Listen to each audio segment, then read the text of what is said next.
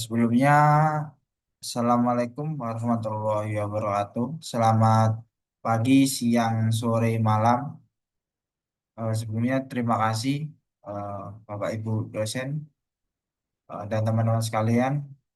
Pada kesempatan ini saya akan membahas materi ya, yang terpampang jelas di sini, yaitu tentang sungai dan banjir sesuai dengan buku. eh, Topik yang mungkin sangat penting lah bagi kita. Tidak hanya untuk geologi saja, tetapi juga untuk kehidupan kita sehari-hari. Nah, kalau melihat dari materi ini, sungai itu bukan hanya sekedar aliran yang mengalir dari gunung lalu ke laut eh, dan lain sebagainya lah. Tetapi sungai itu mesin raksasa lah.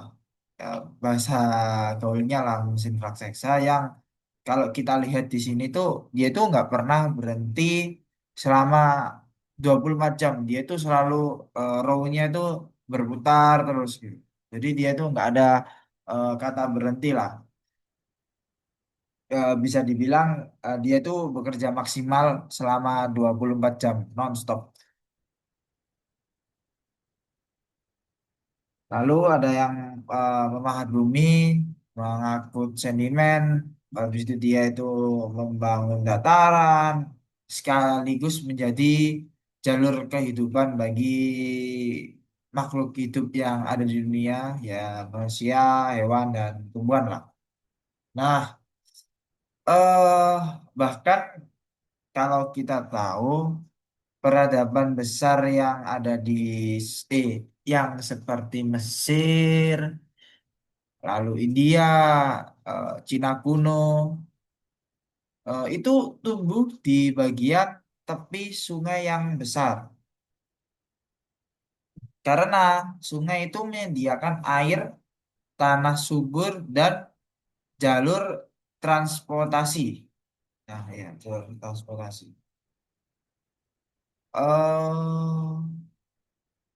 Itu.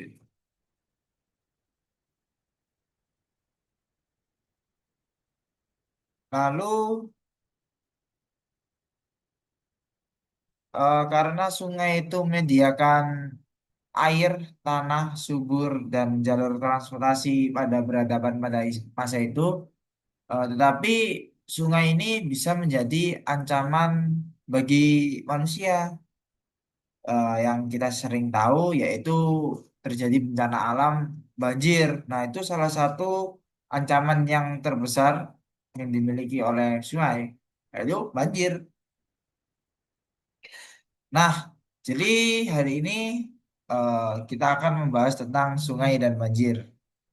Nah, secara pengetahuan dasar itu ya sungai itu ya air yang mengalir adalah agen geologi penting yang mengikis, mengangkut dan mengendapkan sedimen hampir setiap bentang alam di bumi menunjukkan hasil erosi atau pengendapan sungai. Oke, lanjut di eh, pembahasan tentang sungai dan banjir. Nah, pertama ini kita harus memahami dulu bahwa sungai itu adalah agen geologi yang paling dominan di permukaan bumi. Nah, yang saya tahu itu ada tiga pekerjaan besar bagi sungai, yaitu erosi yang pertama, transportasi, dan deposisi. Nah, erosi ini itu sungai itu memotong batuan. Habis itu dia itu mengukir lembah, lalu menggali dasar sungai. Nah, tenaga yang dibawa oleh sungai ini bisa dibilang sangat kuat. Nah, bahkan sungai kecil pun jika ketika debitnya naik, eh, tekan tenaga airnya itu tekanannya itu P-nya itu pasti kuat. Nah, dia itu juga bisa mengerus lapisan tanah yang sangat cepat karena tekanannya juga sangat kuat. Lalu yang kedua itu transportasi. Nah, transportasi ini sedimen mulai dari pasir halus sampai batu besar bisa itu dibawa oleh aliran sungai. Nah, contoh yang paling ekstrim itu di lahar dingin dari Gunung Semeru atau Gunung Merapi yang membawa batu sebesar mobil, yang kita tahu kayak dan terjadi kemarin itu kalau ada viral-viral tentang batu yang dari atas ke bawah, yang besar-besar. Nah, itu salah satunya.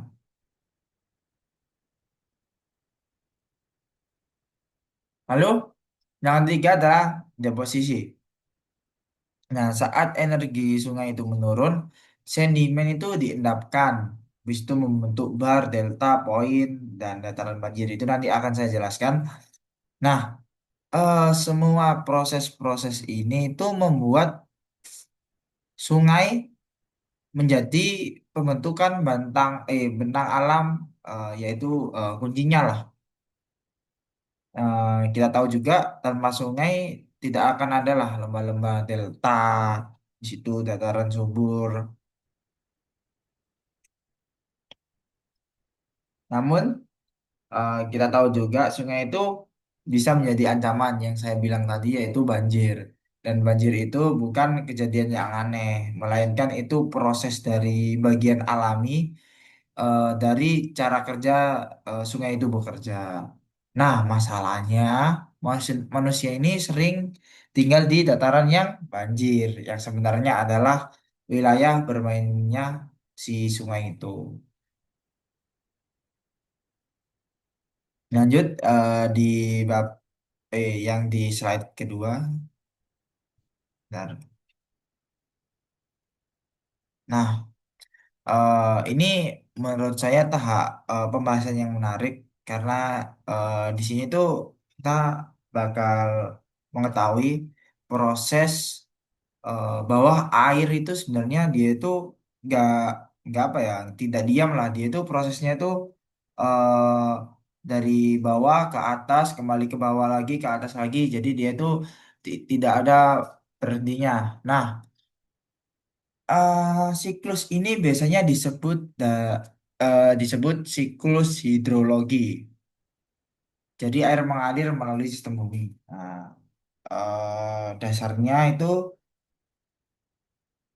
pembahasan gampangnya itu siswa hidrologi menggambarkan pergerakan dan pertukaran air antara laut, udara, dan darat.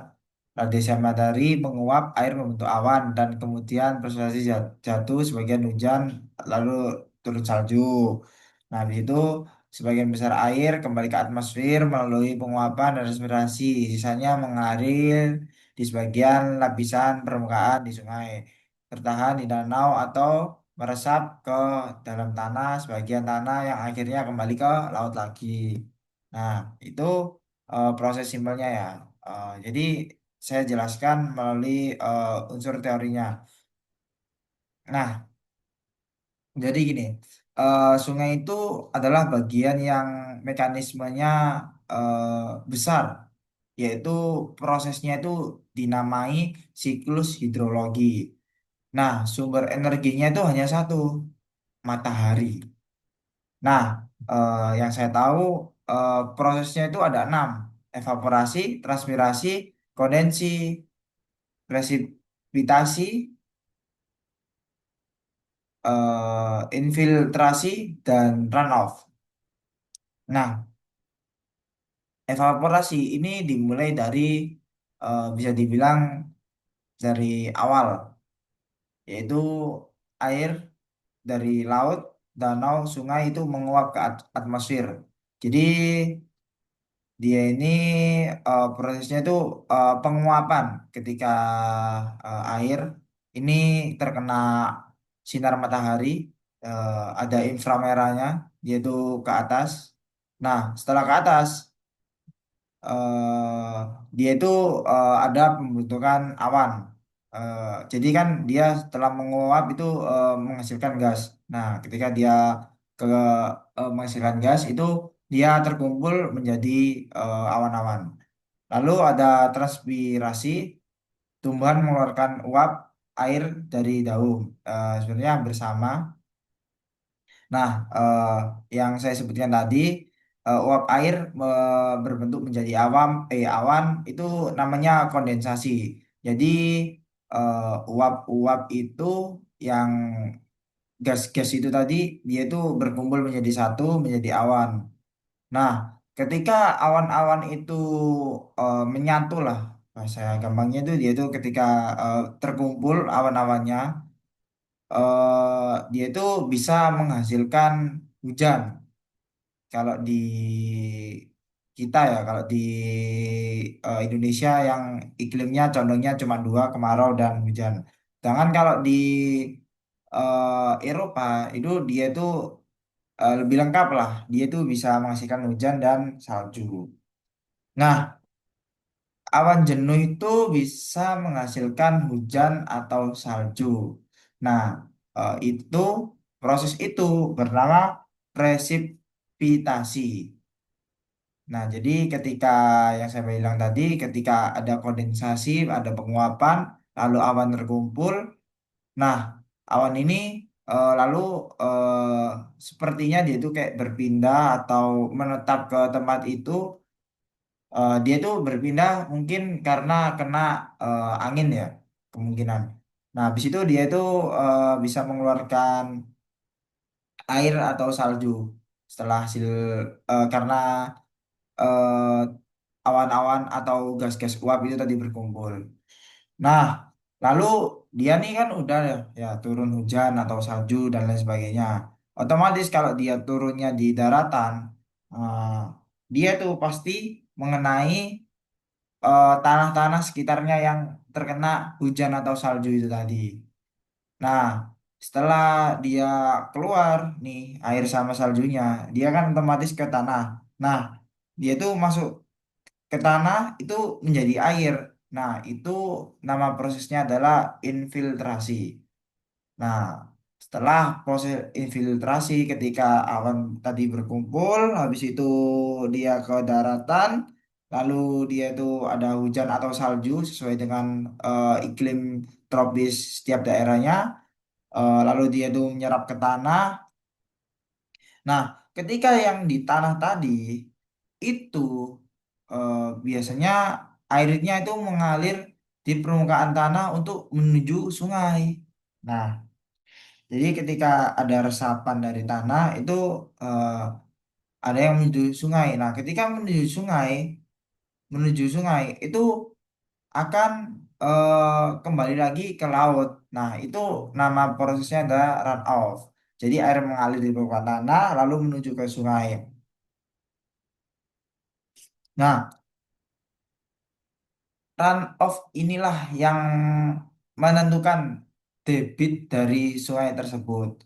Nah, kalau misalnya hujannya itu ekstrim di pegunungan lah contohnya.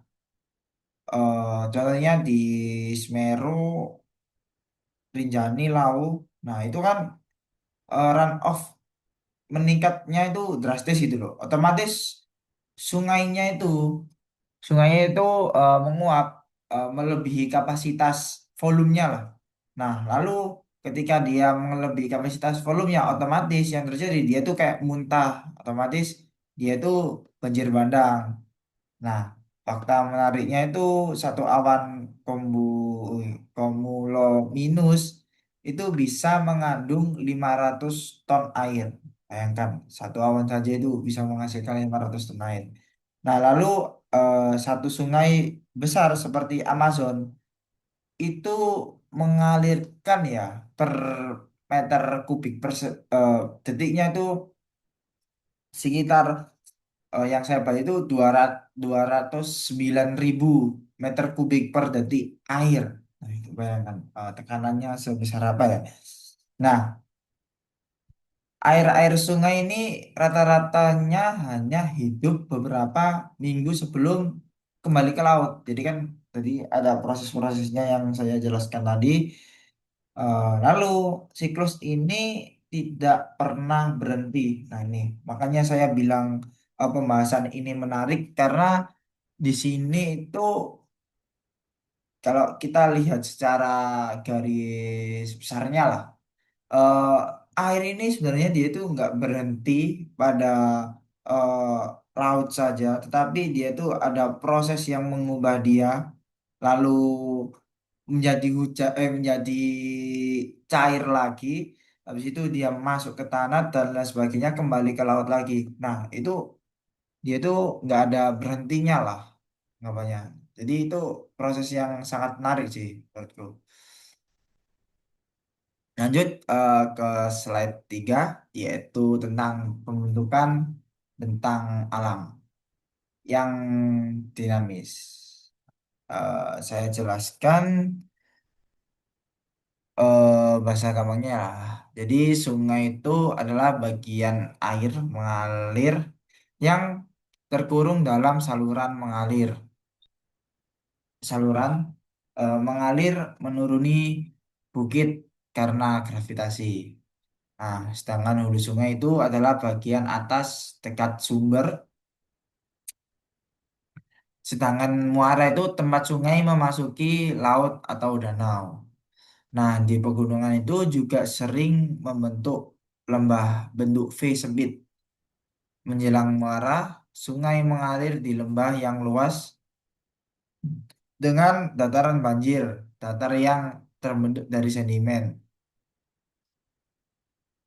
Nah, saat banjir, air ini meluap ke dataran banjir. Nah, yang seperti saya jelaskan tadi di pembahasan hidrologi cycle-nya itu tadi, ketika kapasitas volume sungainya misal segitu, tapi ada hujan badai yang sangat melebihi kapasitasnya, maka otomatis volume yang di sungainya itu kan meluap.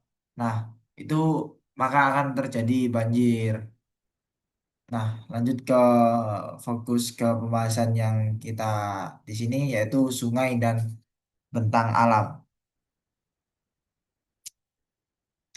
Jadi sungai ini sebenarnya memiliki karakter yang sangat berbeda-beda ya pada tiap bagiannya. Yaitu namanya Sungai Hulu atau bisa kita sebut upper course. Nah, ciri-ciri dari Sungai Hulu ini dia itu lerengnya itu curam dan alirannya cepat, lalu energinya itu sangat besar. Nah, lalu ada juga erosi vertikalnya sangat kuat, lembahnya itu berbentuk V. Mungkin seperti inilah ya. V. Dia tuh apa ya? Terjepit pada bukit-bukit. Jadi dia berbentuk V. Lalu banyak jeram dan air terjunnya.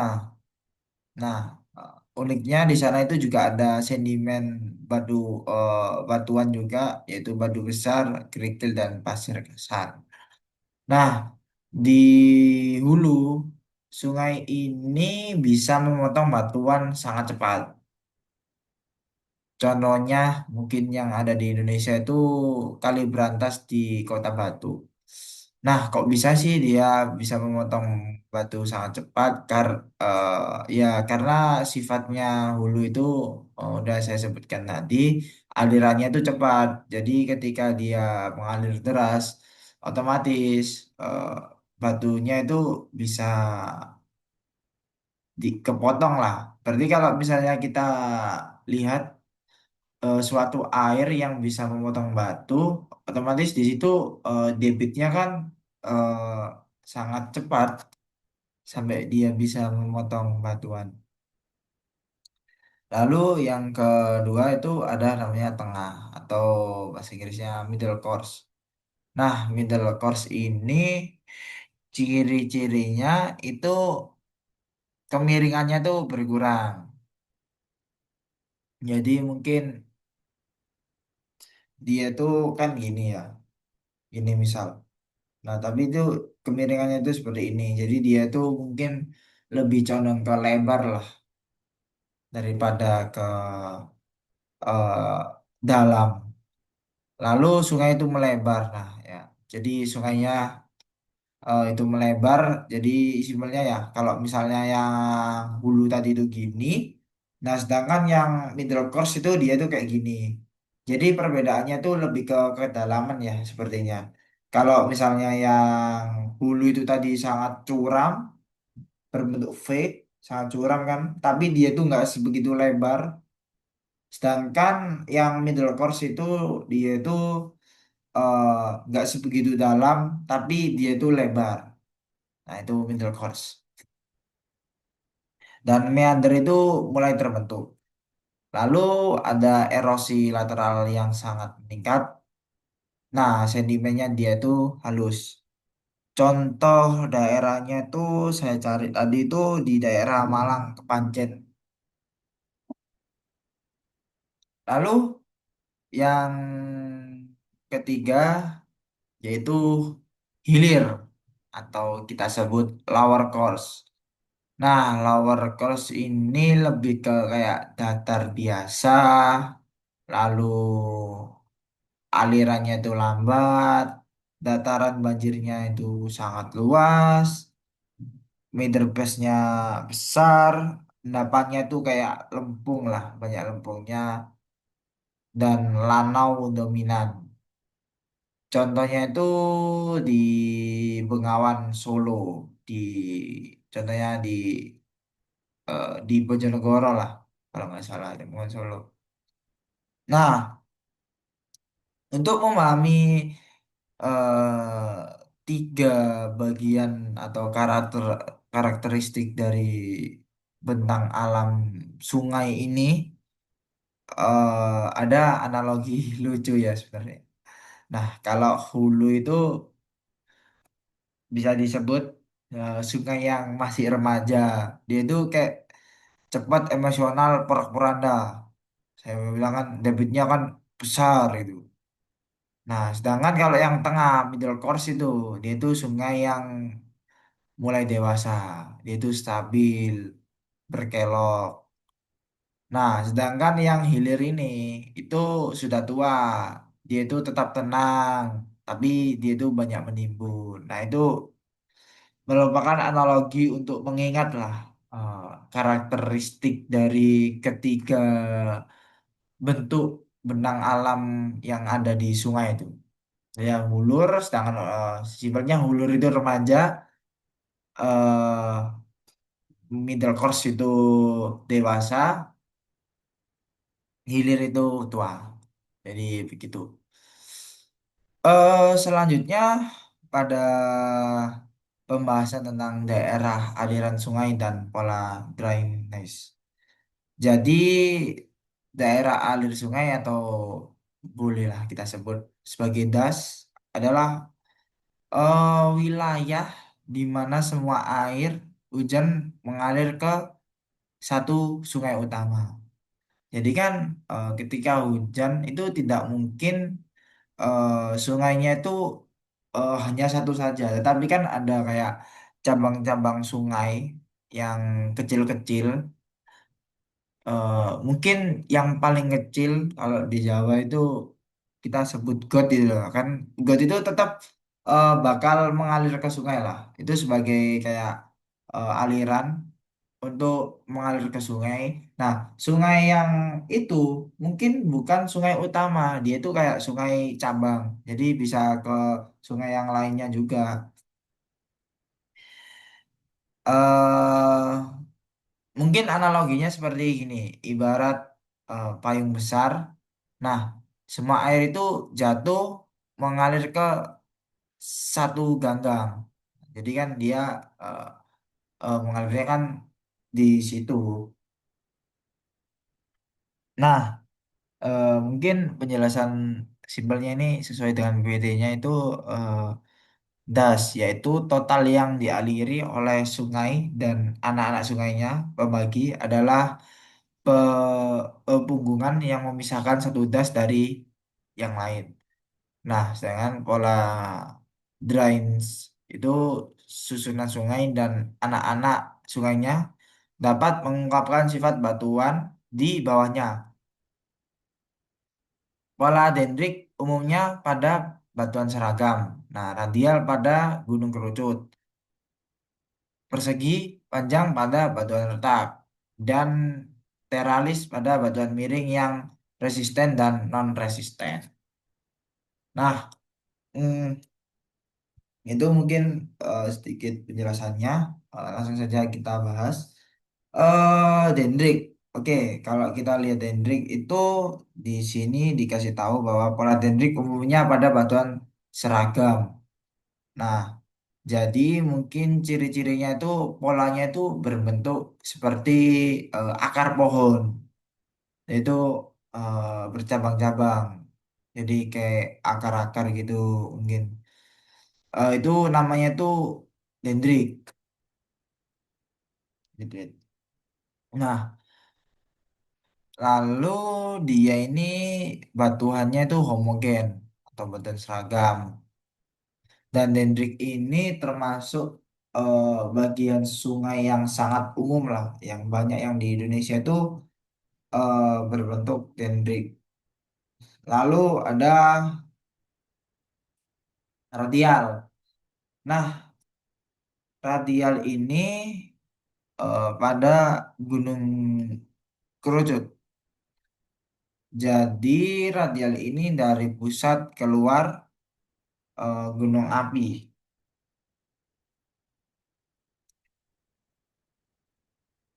Lalu persegi panjang, dia itu pada batuan retak. Jadi kita sebut mungkin kalau di sini persegi panjang ya namanya. eh Biasanya kalau nggak salah itu namanya itu rektangular.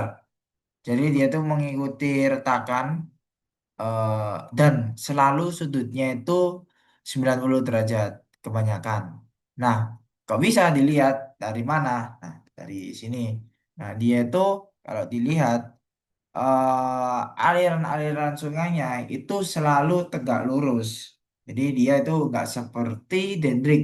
Sedangkan dendrik itu hanya misal satu sungai utama nih, seret. Nah, ada cabang lagi di sini satu, dua, tiga, empat, lima, enam. Nah, bentar. Bisa dicoret nggak? Nah, ini misal ya gini ya, seret. Ini sungai utama. Nah, lalu ada cabang sungai satu, dua, misal.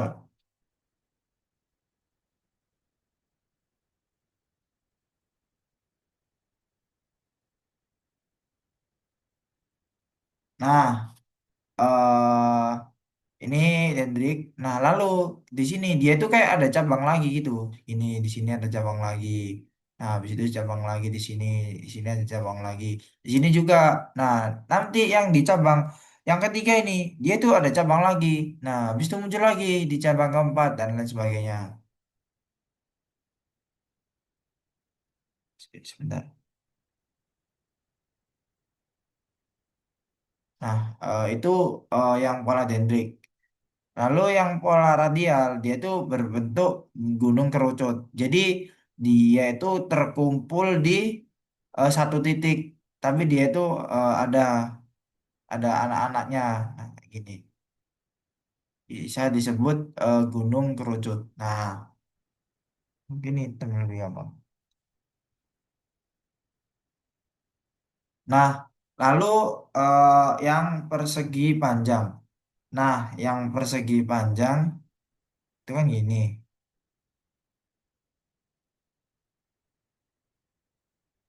Nah, dia ini aliran sungainya itu berbentuk tegak lurus. Misal ada sungai gini ya, seret. Nah, otomatis tegak lurusnya itu gini, set, set. Nah, ini tegak lurusnya. Nah, ketika ada sungai lagi di sini, dia itu tegak lurus lagi. Nah, kalau nggak itu gini. Nah, ketika ada cabang sungai lagi, dia itu tegak lurus lagi. Nah, ini. Nah, ini biasanya disebut persegi panjang atau tadi renggang ular. Nah, nggak lurus. Jadi dia itu mungkin bahasa ilmiahnya dia itu berbentuk sudut 90 derajat. Nah, lalu teralis. Teralis ini eh pada batuan miring yang resisten dan non resisten. Nah, sungai utama sejajar, anak sungai itu tegak lurus, daerah lipatan. Nah, fakta pentingnya kita ketahui bahwa eh pola drainase itu berubah secara tiba-tiba. Kemungkinan ada aktivitas tektonik atau atau patahan baru. Jadi ketika awalnya mungkin ya, ini dedikasi awal saja. Misal sungainya itu berbentuk gini.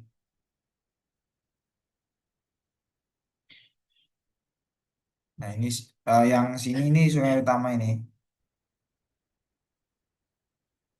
Nah ketika ada pergeseran, ini ada kemungkinan dia itu bergerak, nggak tahu kemana. Ini juga nggak tahu kemana. Nah otomatis kalau misalnya ada pergerakan, kemungkinan yang sungai utama ini kemungkinan ya itu gini misal, seret. Gini. Nah otomatis yang di sini itu kan berubah. Kemungkinan juga kayak gini, dia seret. Kita mungkin nggak bisa nebak ya. Saya juga pernah dengar itu bahwa sungai berpola, misal awalnya dia itu polanya gini ya, misal, nah gini. Nah, jadi misal aliran sungai itu kan dia seperti ini ya, seret begini. Nah, ketika dia sungai itu setauku dia itu nggak bisa berbelok, tapi dia itu kayak memantul. Gimana ya? Jadi misal ini anggap aja sungai. Nah, ini anggap aja sungai ya, sungai. Nah, seret. Sorry, sorry, sorry. Nah, ini anggap aja sungai. Nah, ketika di sini, dia itu sebenarnya itu, ini menurut dari kasih saya sendiri, dia itu eh menabrak, menabrak apa? Dia itu menabrak tanah yang di sini. Kemudian apa? Tanah, lalu dia itu mantul bagian sini. Nah, lalu dia melanjutkan lagi, seret, ini. Nah, ketika dia itu kayak sering memantul seperti ini, nah otomatis kemungkinan dia itu bakal berubah bentuk, bukan menjadi seperti ini lagi, kemungkinan dia itu lebih melengkung lagi kayak gini. Seret. Nah, kok bisa kayak gini ya? Karena eh dia itu kan sungai air itu nggak bisa berbelok, tapi air itu menyesuaikan wadah yang diberikan dari sungainya ini, volumenya kayak gimana, habis itu bentuknya gimana. Nah, itu tersesuaikan oleh airnya. Jadi dia tuh kayak gini. Nah, ketika air itu mengalir terus, nah ini, ketika air mengalir terus, sini gini terus. Nah, otomatis kan nabrak ke sana. Sana kan ya. Nah, habis itu ke sini, habis itu dia tuh ke sini, nabrak lagi. Nah, ketika sering ditabrakan, otomatis tapi proses ini tidak mungkin terjadi 5 sampai 10 tahun, mungkin berpuluh-puluh tahun, mungkin jutaan tahun. Dia bukan dia bahkan berganti seperti ini mungkin. Lebih berbeloknya lebih terjal. Mungkin yang awalnya seperti ini saja, ya seperti ini. Nah, dia menjadi seperti ini. Karena apa ya? Karena tabrakan eh, dari apa? Dari air tadi. Nah, nah, ini selanjutnya kita akan membahas, wait, wait, wait. Nah, selanjutnya kita akan membahas tentang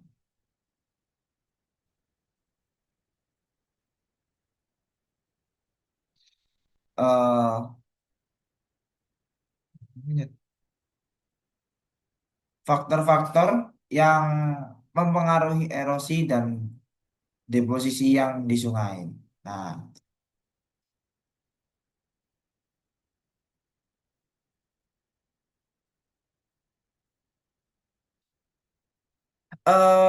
kalau membahas tentang faktor, sebenarnya banyak yang mempengaruhi erosi dan deposisi yang di sungai.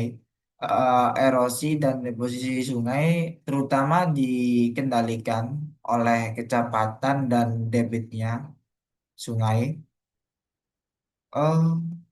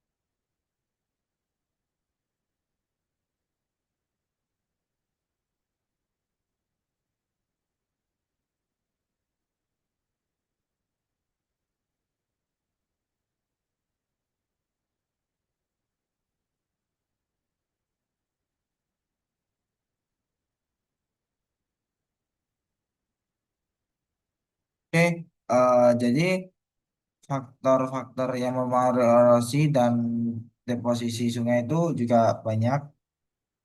Nah, jadi mungkin kita lebih ke fokus ke kecepatan dan debit sungai. Nah, dari eh, pembahasan umumnya saja dulu, erosi dan deposisi sungai terutama dikendalikan oleh kecepatan dan debit sungai. Kecepatan maksimum sungai berada di tengah saluran, bergeser ke luar kurva saat berbelok. Nah, gradien kemiringan dasar sungai, bentuk saluran dan kekasaran saluran juga mempengaruhi kecepatan. Debit adalah volume air yang mengalir per satuan waktu.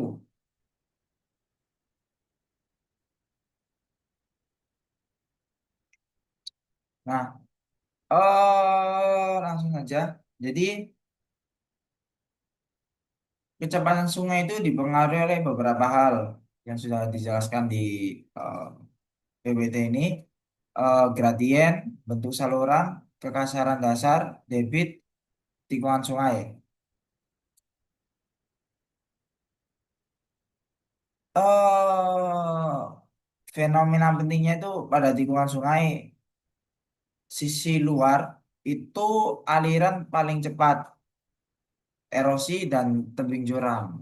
Sedangkan sisi dalam itu aliran lambat, endapan, lalu point bar. Ini yang membuat meander semakin membesar seiring berjalannya waktu.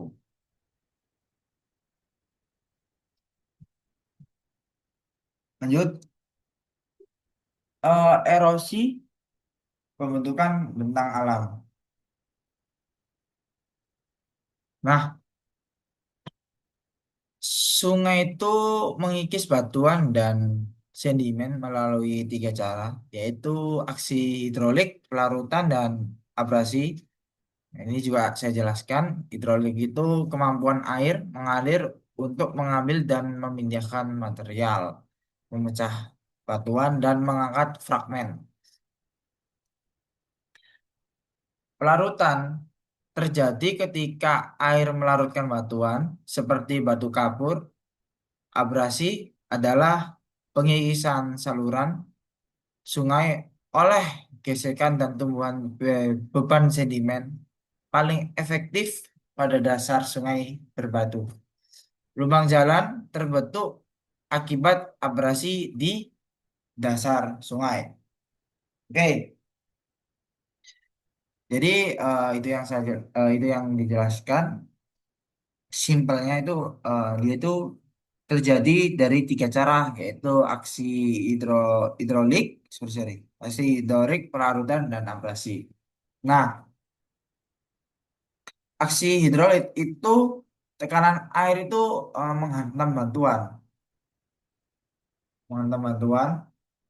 Nah, lalu terjadi pelarutan.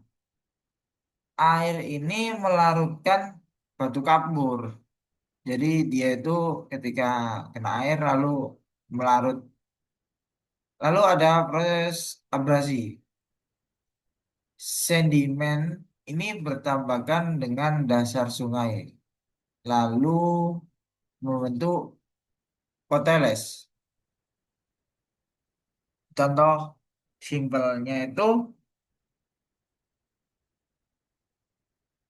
sungai-sungai yang di Semeru dan Merapi itu memiliki erosi yang sangat cepat karena material vulkaniknya itu lunak. Jadi begitu. Lanjut. Nah, ini eh transportasi sedimen.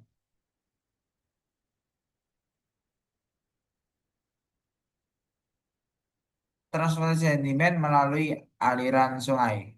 Nah, beban sedimen itu dibagi menjadi beban dasar, beban tersuspensi, dan beban terlarut. Beban dasar itu partikel yang sangat besar yang bergerak di bagian dasar sungai melalui melalui traksi berguling atau meluncur atau saltasi. Saltasi itu lompatan pendek. Lalu beban tersuspensi itu sedimen yang bisa terhitung ringan. Contohnya itu lanau atau lempung dan lain sebagainya lah. Yang tetap terangkat oleh turbulensi yang diberi oleh air membuat sungai keruh saat banjir.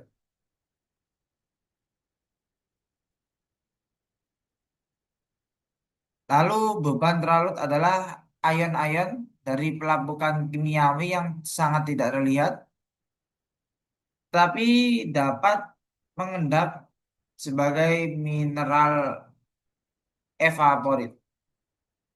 Oke, transportasi sedimen. Sedimen itu diangkut sebagian, yaitu bed load, suspended load, lalu dissolved load. Nah, bed load ini dia itu sedimen yang diangkut itu berupa kerikil-kerikil besar. Dia itu menggelinding atau melompat. Kalau di PPT itu dia itu beban dasar adalah partikel yang sangat besar, bed load, yang bergerak di dasar sungai melalui traksi berguling meluncur dan melompat pendek. Nah, ini lompatnya itu bukan yang kayak ya ini tanah ya, ini bawah, dia itu melompat gini, bukan, tetapi dia itu lompatnya itu masih lompatan pendek saja. Nah itu yaitu bad load atau menggelinding. Nah itu lalu suspended load. Nah dia ini lumpur eh, penyebab sungai itu keruh. Mungkin kalau kita tahu, kalau kita lihat nih sungai-sungai yang dia itu terlihat sangat jernih sama sungai yang ngelihat yang warna kecoklatan. Nah, kemungkinan sungai yang berwarna kecoklatan itu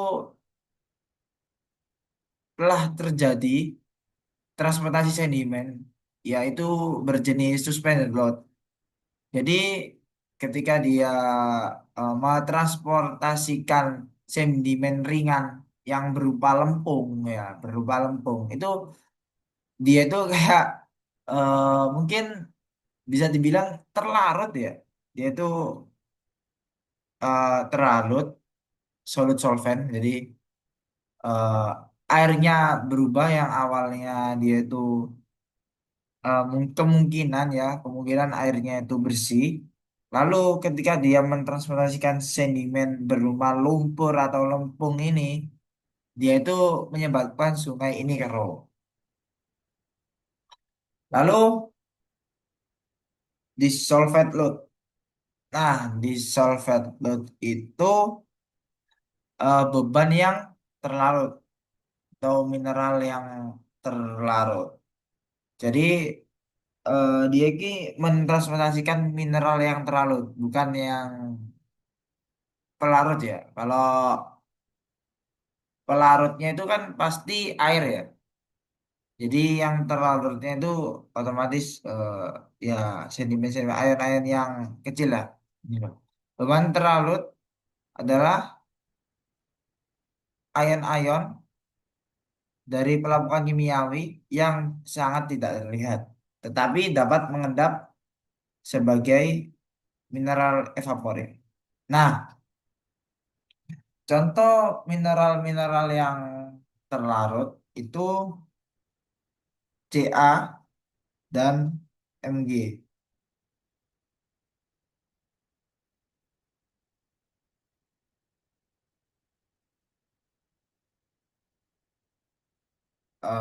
Ca dan Mg.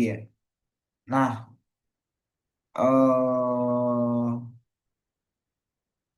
gitu. Nah, Ca dan Mg. Jadi dia itu terlarut mungkin hampir tidak terlihat lah unsur Ca dan Mg kalau melihat lewat mata kita sendiri mungkin harus di apa ya dilihat melalui uji lab kalau misalnya dia itu terlarut oleh bahan kimia apa eh unsur apa. Nah, contoh ekstrim lahar dingin itu bisa membawa batu sebesar mobil. Itu adalah transportasi yang bad load dalam jumlah besar. Jadi ya itu tadi kalau bad load itu kan eh, mentransportasikan suatu sedimen besar. Nah, analogi gampangnya untuk mengikat sedimen-sedimen yang diangkut dan jenis-jenisnya itu intinya kalau bed load itu dia itu mentransportasikan sedimen yang ada di aliran sungai. Dia itu mentransportasikannya itu dengan cara menggelinding atau melompat kecil berupa kerikil-kerikil besar. Lalu eh, yang kedua suspended load itu lumpur, itu berupa lumpur. eh Sedimennya tuh bisa terbilang ringan, yang tetap terangkat oleh yang diberikan oleh turbulensi air yang bisa membuat sungai keruh dan saat banjir. Lalu disulfide load itu mineral yang terlalu. Nah, lanjut kepada slide berikutnya. Nah, deposisi aliran sungai, bar, aliran jalinan, dan kelokan. Nah, kemungkinan tadi sudah saya singgung di pembahasan bahwa eh banjir itu bukan kejadian yang aneh. Ya, banjir yang ada di sungai itu bukan kejadian yang sangat aneh. Jadi proses ini tuh membuat sungai menjadi bentuk bentang alam kunci dari eh, deposisi aliran sungai yang kita miliki. Nah, pembentukan bentang alam kunci ini tanpa sungai tidak akan ada lembah, delta, atau dataran subur. Nah, jadi pembentukan dari bar aliran jalinan dan kelokan ini terjadi saat energi sungai itu menurun, sedimen diendapkan membentuk, lalu dia itu akan membentuk bar, delta, point dan lain sebagainya. Nah, lanjut. Jadi ini eh, pengertian yang ada di PPT saya. Endapan sungai membentuk bar penggunaan sedimen yang diendapkan di tengah atau di sepanjang tepian sungai saat debitnya atau kecepatan menurun. Banjir dapat mengikis membentuk bar baru. Sungai yang serat sedimen dapat menjadi aliran jalinan.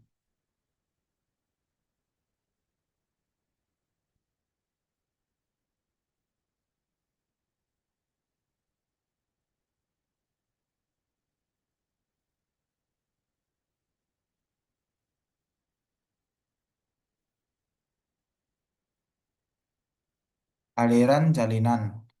Jaringan anak sungai yang saling terhubung di sekitar banyak bar.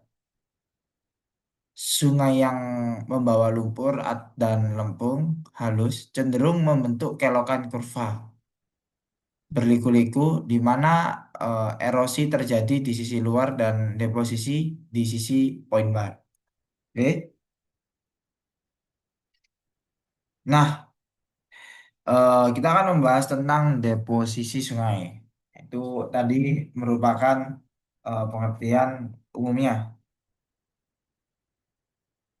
Jadi ketika energi sungai menurun, dia itu membentuk deposisi aliran sungai yang saya sebutkan di sini tuh bar, jalinan, aliran jalinan dan jolokan. Nah, tetapi sebenarnya itu mungkin kurang lengkap ya PPT saya. Sebenarnya itu namanya itu ada empat, yaitu bar, braided stream, meander, dan oxbow lake. Nah, tadi saya juga kan yang membahas tentang seperti apa ya, yang mana tadi? Bentar.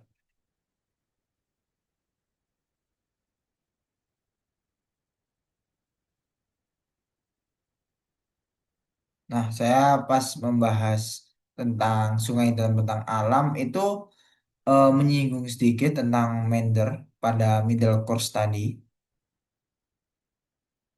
sedikit menyinggung.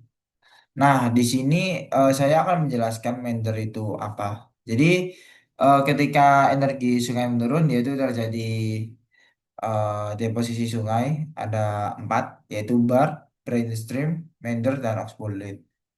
Nah, bar ini endapan pasir yang berada di tengah sungai. Lalu, brainstorm itu aliran bercabang-cabang akibat sedimen yang sangat berlebihan. Nah, Sedangkan meander sendiri ini yaitu kelokan yang membentuk cut bank atau point bar. Lalu ada yang namanya oxbolik. Jadi ini danau, tapi kuda akibat meander terpotong. Hmm. Nah, contohnya itu banyak oxbolik di daerah aliran sungai yang ada di Mahakam. Ini saya cari di internet, contohnya oxbolik itu ya itu di daerah aliran sungai Mahakam. Nah, lanjut ke pembahasan tentang dataran banjir, delta, dan pas aluvial. Nah, ini juga delta ini tadi udah saya singgung di pembahasan awal tadi di yang pertama. Nah, dataran banjir adalah tanah yang terbentuk dari sedimentasi di kedua sisi sungai. Saat banjir, sedimen halus diendapkan membentuk tanggul alami di dekat saluran. Kelokan yang terputus dapat membentuk danau tapal kuda. Delta terbentuk di muara sungai yang mengalir ke air tenang, di mana sedimen mengendap. Bentuk delta dipengaruhi oleh suplai sedimen, gelombang, dan pasang surut. Nah, kipas aluvial adalah eh, tumpukan sedimen terbentuk kipas di kaki gunung, umumnya di iklim kering. Oke, itu mungkin pembahasan singkatnya. Tuh iya apa sih caranya iki ngolek? Iya, sepeda piro iya sing ngantuk-ngantuk ya kowe. Iya ben piro Aduh, ya apa gue?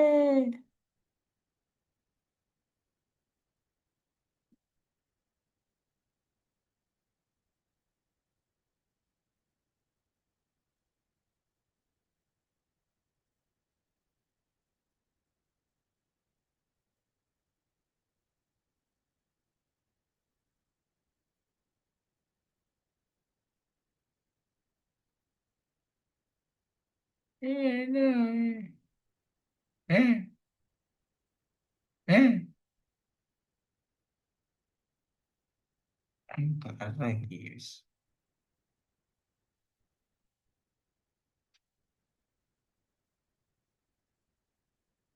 Nah, jadi dataran banjir, delta, kipas aluvial. Dataran banjir ini dia itu terbentuk dari endapan-endapan halus. Tiap kali banjir di tanggul alami, lalu dia itu terbentuk dari endapan dekat tepi sungai. Delta itu terbentuk saat sungai memasuki air tenang seperti laut. Nah, contohnya itu ada yang saya cari di internet yaitu Delta Mahakam.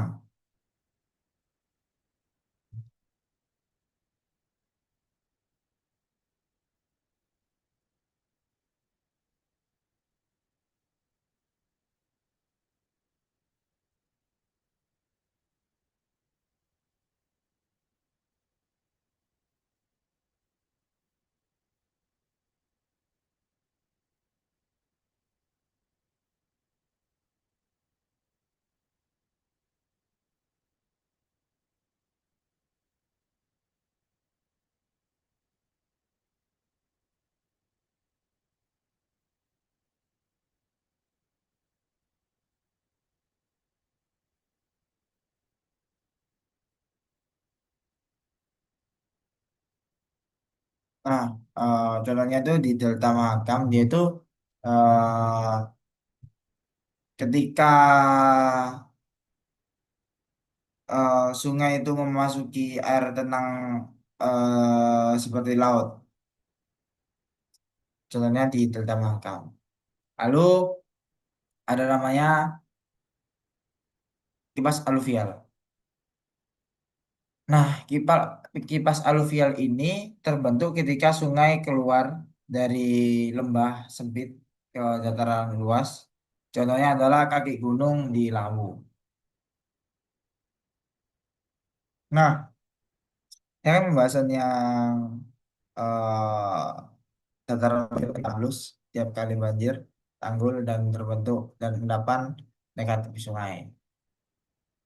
Oke, mungkin lanjut ke pembahasan yang terakhir,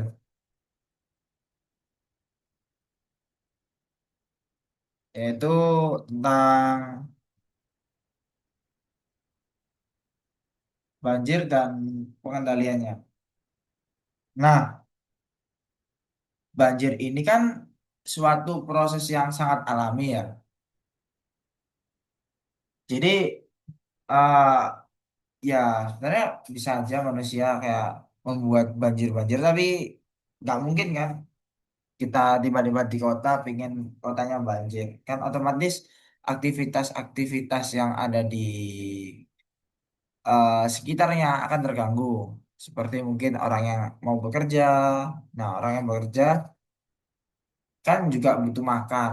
Nah, orang yang makan juga kan eh, orang yang menjualnya juga kan otomatis butuh buat berbelanja. Nah, aktivitas-aktivitas tersebut ketika ada banjir kan otomatis terganggu. Nah, nggak mungkin kan manusia tiba-tiba dia pingin kalau banjir. Nah, banjir ini kan datang secara tiba-tiba.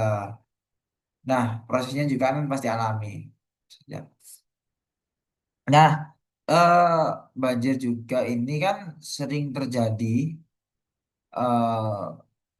disebabkan oleh hujan yang sangat deras atau pencairan salju yang cepat. Lalu, urbanisasi ini memperburuk banjir dengan meningkatkan limpasan permukaan. Banjir bandang itu banjir lokal yang tiba-tiba meningkat. Nah, itu namanya banjir bandang. Nah, struktur pengendaliannya itu bagaimana sih buat untuk pengendalian banjir ini? Nah, itu pembentukan itu kita akan membentuk bendungan atau tanggul dan dinding banjir dapat mengurangi banjir itu tidak bisa diatasi. Maksudnya ketika ada hujan yang sangat lebat itu banjir itu tidak bisa kayak nggak mungkin kalau hujan yang sangat lebat itu tidak banjir. Bayangin aja kalau misalnya hujannya itu nggak berhenti 3 hari, itu kan pasti kan otomatis kan banjir. Nah, banjir itu tidak bisa dihilangkan, tetapi kita sebagai orang yang bisa berpikir itu banjir itu bisa dikurangi.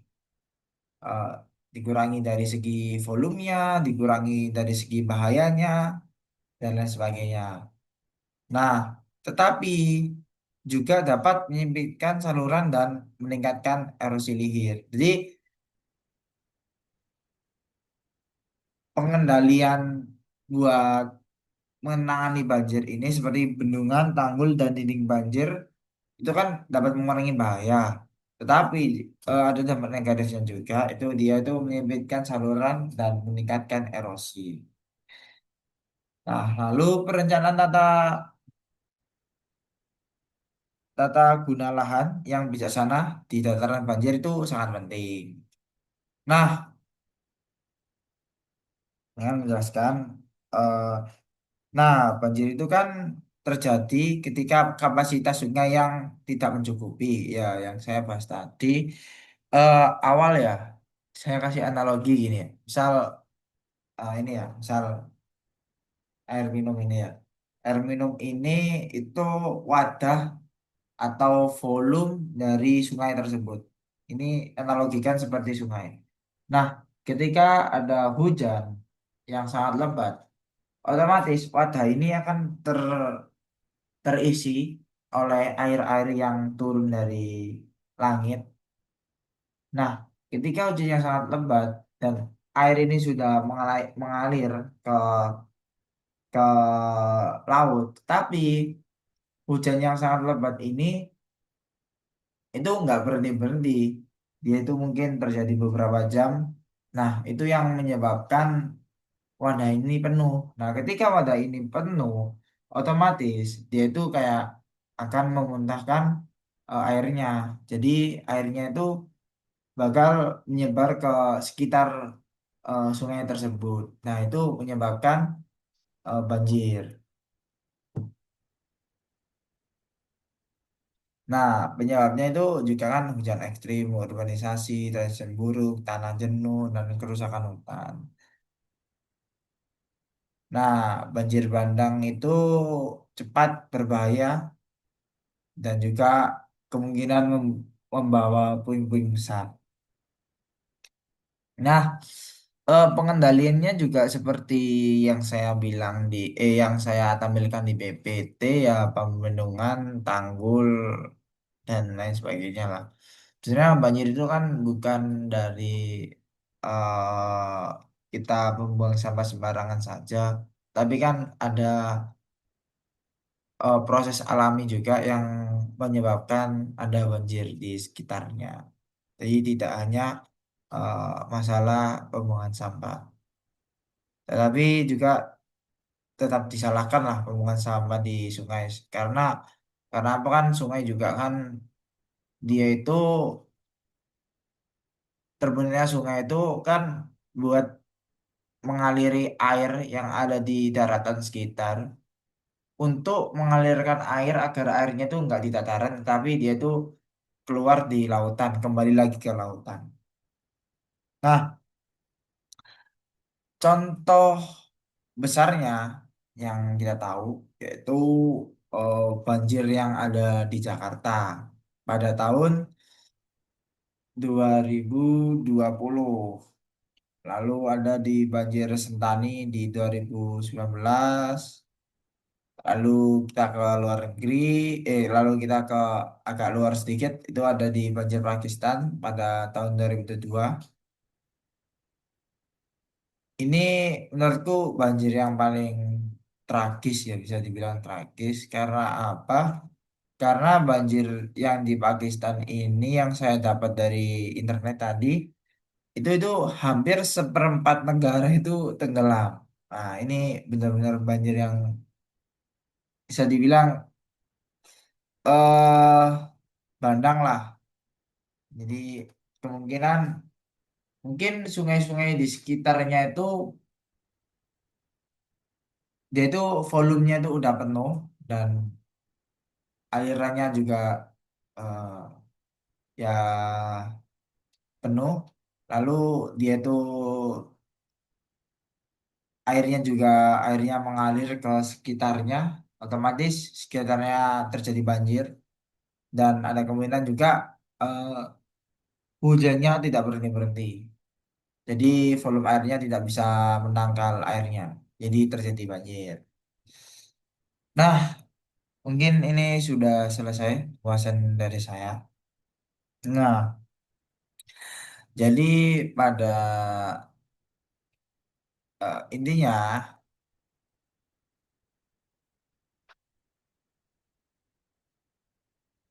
tuh,